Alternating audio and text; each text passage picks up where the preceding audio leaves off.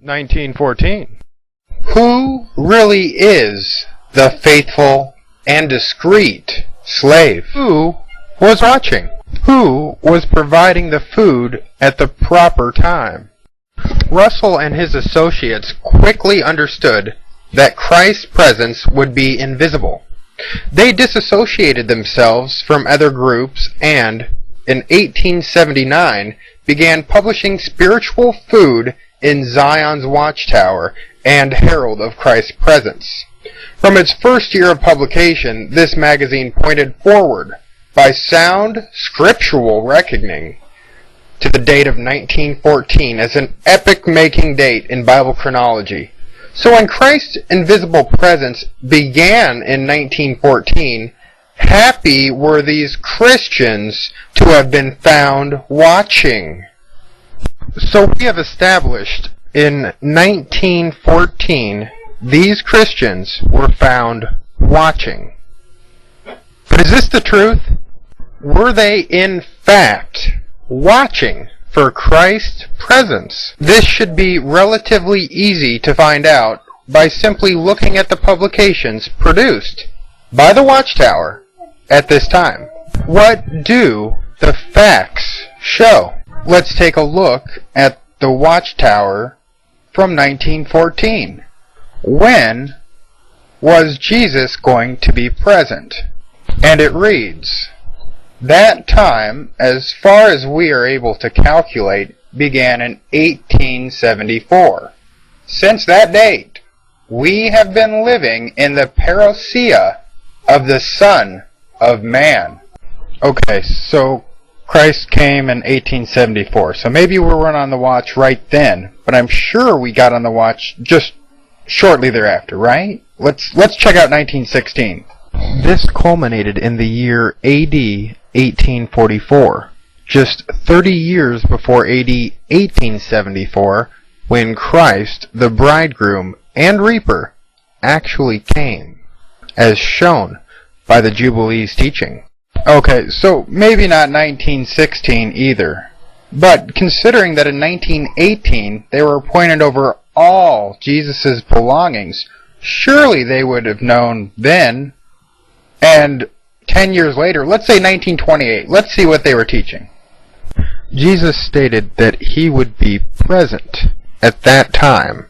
From 1874 forward is the latter part of the period of the time of the end. From 1874 is the time of the Lord's second presence, as above stated. Well, if we still hadn't figured it out by 1928, then when did we figure it out? Looking in the Proclaimer's book on page 133, we see here that it says a clear understanding of biblical chronology was published in 1943 in the book, The Truth Shall Make You Free. Well, what does this mean? You know, if we could just get our hands on this publication, things would be much easier. Oh wait, here it is. Huh, looks like here on page 152, it looks like there was just a bit of a miscalculation. They just changed a few things. We better get out the Watchtower Library to really figure this one out. Let's go to books. Okay. Next we're gonna go to God's Kingdom Has Approached. Let's try chapter 11. Here is the bridegroom. What do you think we're gonna find in here? Let's take a peek around. I mean, it's probably something we can, figure out of this. I mean, what's this? 1943. In the year 1943, the Watchtower Bible and Tract Society published the book, The Truth Shall Make You Free. In its chapter 11, entitled The Count of Time, it did away with the insertion of 100 years into the period of the Judges and went according to the oldest and most authentic reading of Acts 13:20, and accepted the spelled-out numbers of the Hebrew Scriptures. This moved forward the end of 6,000 years of man's existence into the decade of the 1970s. Naturally, this did away with the year 1874 CE as the date of return of the Lord Jesus Christ and the beginning of his invisible presence, or parousia. 1943? This gotta be wrong. That would mean Jesus would have been knocking for 29 years. And they didn't even open the door. 1914. Part 2. Who really is the faithful and discreet slave? Who was watching? Who was providing the food at the proper time? So from July 1st, 1879, when the first issue of Zion's Watchtower and Herald of Christ's Presence was released, up until 1943, they thought Jesus had already been present since 1874. So they certainly weren't watching when Jesus came in 1914. So they must have been doing something else if they were to be appointed over all Jesus' belongings. Were they providing the proper food at the proper time? Had his appointed slave done as he was assigned to do, namely, give to the domestics their food at the proper time, the master needed to make an inspection. The serving of food, the right sort of food, at the proper time was the issue. It had to be according to this that a decision must be rendered by the returned master. According to the Watchtower, Jesus Christ came to inspect the spiritual temple in 1918. Judgment then began with the house of God, and a period of refining and cleansing commenced. Well, let's take a look. According to the Watchtower, from 1918 to 1922, they started a campaign, "Millions Now Living Will Never Die." According to the Proclaimer's book, though, they actually taught it till 1925.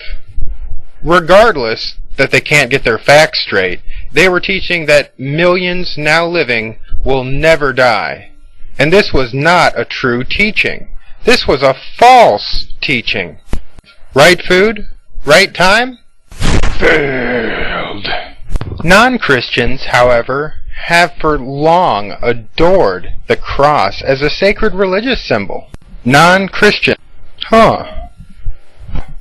It wasn't until October 15th, 1931 that the Watchtower no longer used the cross on every one of its covers. This was 13 years after Jesus inspected them. Right food? Right time?